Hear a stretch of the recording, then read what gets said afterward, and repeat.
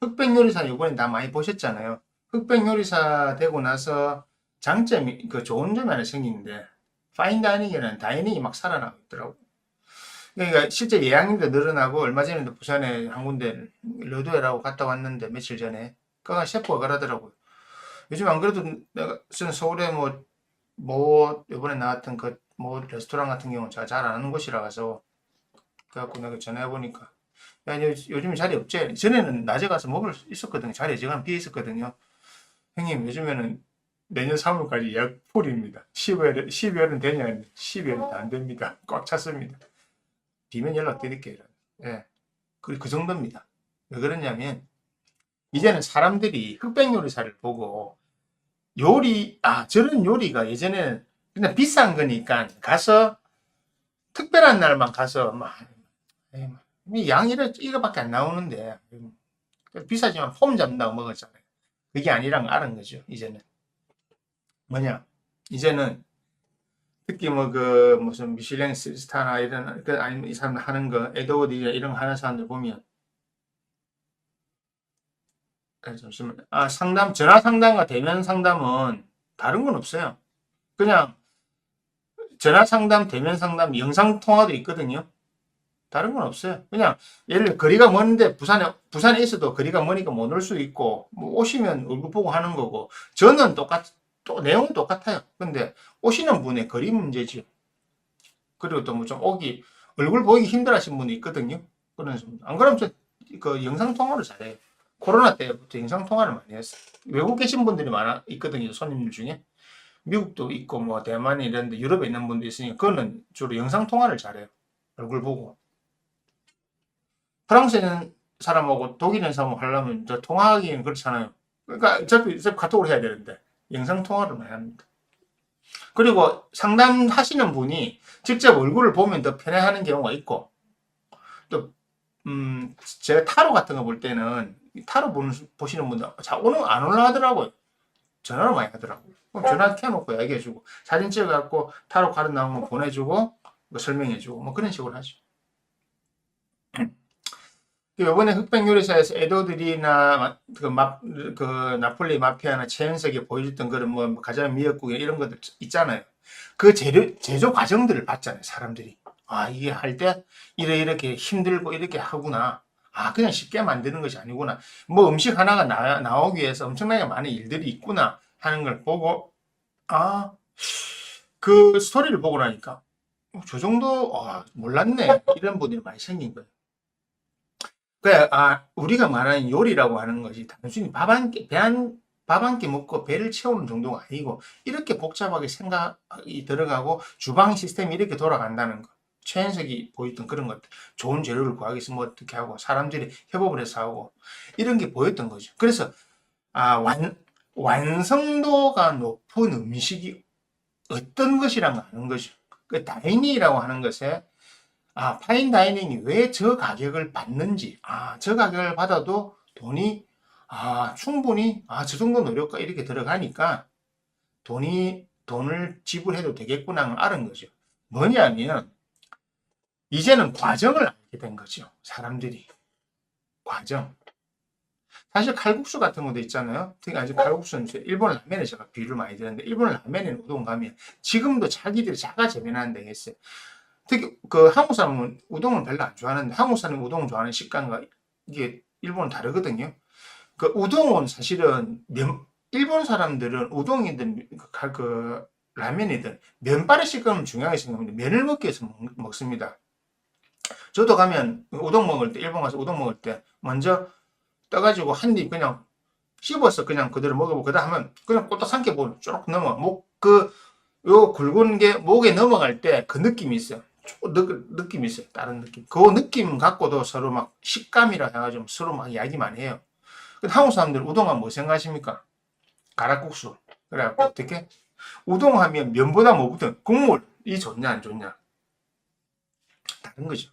그리고 한국 사람들 우동의 식감 면을 잘 중요하게 생각 안 해요. 그래서 그 옛날에 정호영이 이런 연남 마포에서인가 거기 카덴이라고 일식집 같은 거 했는데 우동 전문집 했는데 잘 안 됐던 이유가 그거예요.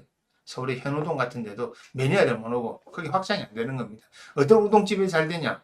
면발 불어가지고 씹었을 때 잘 씹히는 거, 할매들 좋아하는 거. 옛날에 역전에 역에서 팔았던 가락국수, 백종원이 하는 그 우동집에 그런 국수들. 그래서 이거는 대부분 자가 재배는 안 해요. 그냥 받아서 그냥 봉투 뜯어가 넣어주거든요. 근데 일본에 가면 지금도 자가 재배하는 애들 있어요. 라면도 마찬가지고. 그 자가 재배해서 그 과정에서 장인정신을 발휘하는 건 한마디로 내가 뭔가를 만들어서 나의 철학이나 생각이 담긴 걸 만들어서 누구에 제공하겠다. 그래서 프랜차이즈도 할 수 없고 그런 식으로 정성과 노력이 들어가는 거죠. 그 과정을 봤잖아요. 이제 해결해서 봤잖아요. 특히 에드워드 리가 두부지옥부터가 끝까지 쫙 나는데 전체 과정을 다 봤잖아요. 와, 저 짧은 시간에 저걸 만들어내고 저렇게 저 복잡한 요리 과정 툭툭 해가지고 저런 모양, 저런 예쁜 모양, 그것도 철학까지 담고 맛까지 담고. 야, 이 셰프들이라고 하는 사람들, 요리사가 한 직업이 보통이 아니구나. 이 사람들이 단순히 그냥 주방에서 팬만 돌리는 사람이 아니구나 하는 거예요. 정말 아티스트 장인이라고 하는 걸 느꼈던 거죠. 이제는 미술품이나 뭐 오페라 가수들이나 아니면 뭐 조용필 이런 사람들이 공연해서 준비해서 보여주는 것처럼 그 가치에 대한 이해를 하게 되고 가치를 받고 이제는 비용 지불이 마음에 드는 거죠.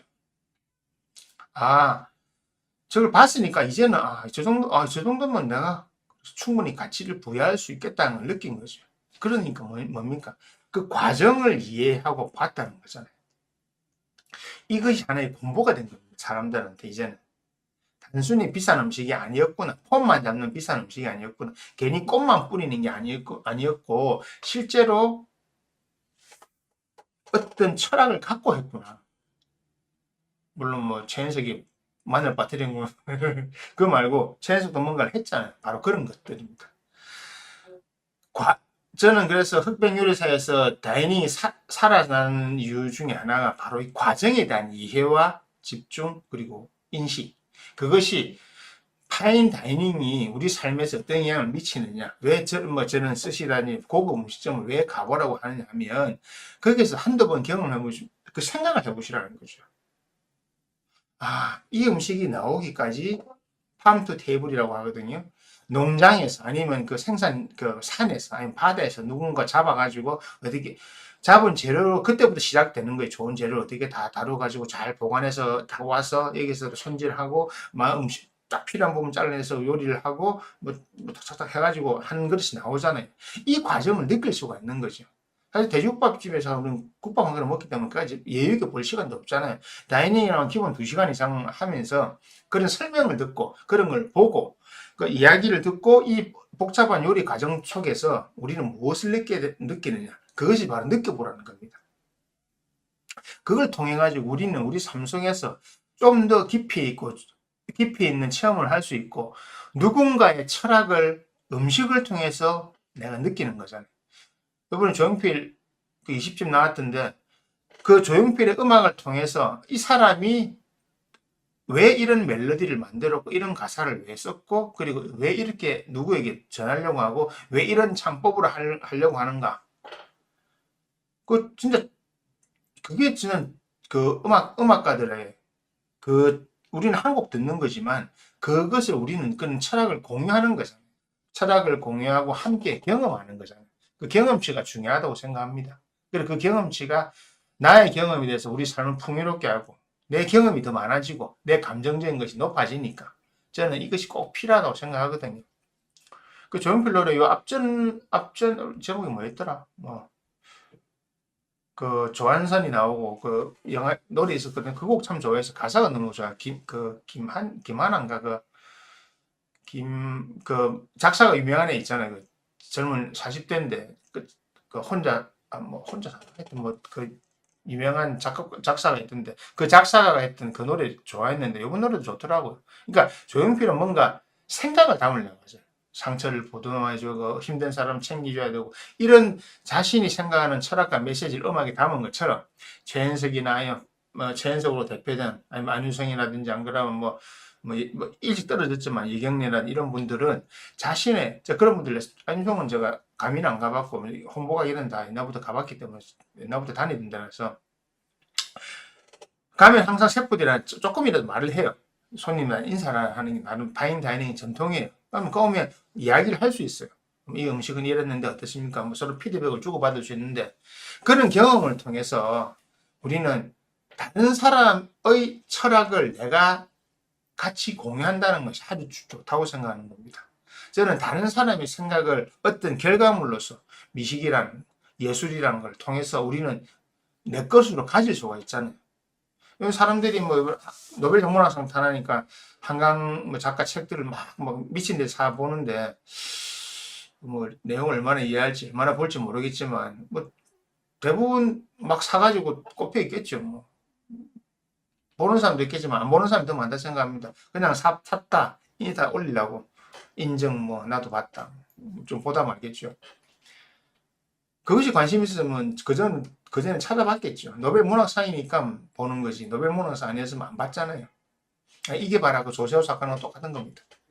그런 거 말고 내가 스스로 찾아서 그런 체험을 하는 거죠. 오페라나 아니면 뭐 멋진 공연, 조용필 공연 보러 가면서 돈 10몇만, 20만 쓰잖아요. 그런 거 하고 다이닝도 똑같다는 겁니다. 매일 다닐 수는 없잖아요. 그런데 매일 먹을 수도 없고 뭐 시간 그건 돈이 문제가 아니고 시간이 필요한 거고 그리고 뭐 매일 먹는 힘들어요. 그것도 매일 먹으면 그렇죠. 음식을 통해서 셰프의 소울을 공유하는 거죠.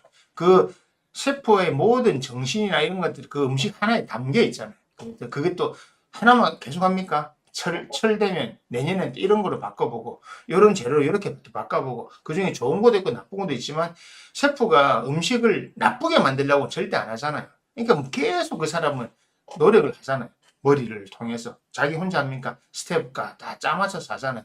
거기에 맞는 와인이나 술을 고르고 또 음료수까지 고르고 또 그에 맞는 식기도 고르고 그에 맞는 인테리어도 하고 음악도 바꾸고 이런 것들이 종합적으로 우리는 그 2시간 동안 저는 종합 예술을 경험해라고 하는 거거든요. 음악도 듣고 배도 채우고 색깔 보고 색형 향미라고 하는 음식의 컬러도 보고 음식의 형태도 보고 음식의 향기도 느끼고 음식의 맛도 느끼고 그 안에 분위기 다 보라고 그런 것이 나한테 허락된 2시간, 3시간 동안에 공연 보는 거와 동일한 거죠.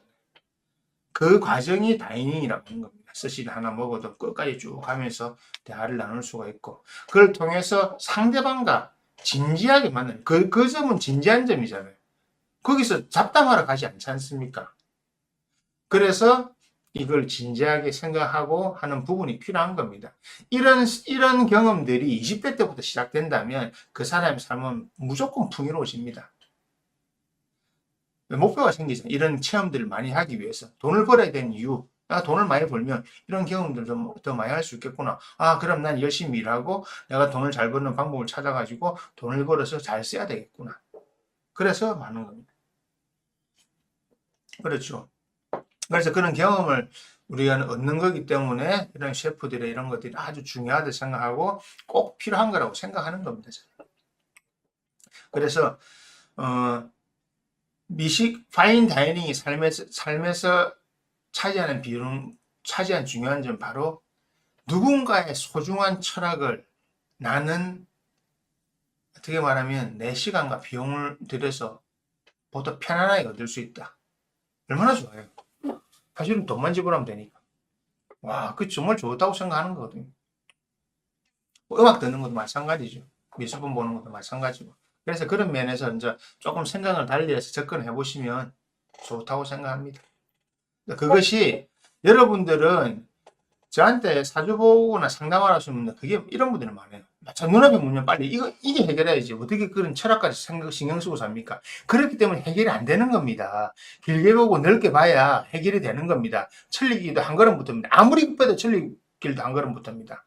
당장 이것 좀 해결해 주세요. 그 당장 그 눈앞의 문제를 해결하는 것이 그것만 있는 게 다 엮여 있다고요. 그래서 시간이 걸리고 오래 걸리는 겁니다. 근데 사람들은 뭐라고 말합니까? 뭐 천리길도 한 걸음부터 난 모르겠고요. 뭐 그냥 빨리 내 급한 거부터 해결해 주세요. 그런 분들은 진짜 해결 안 됩니다. 진짜.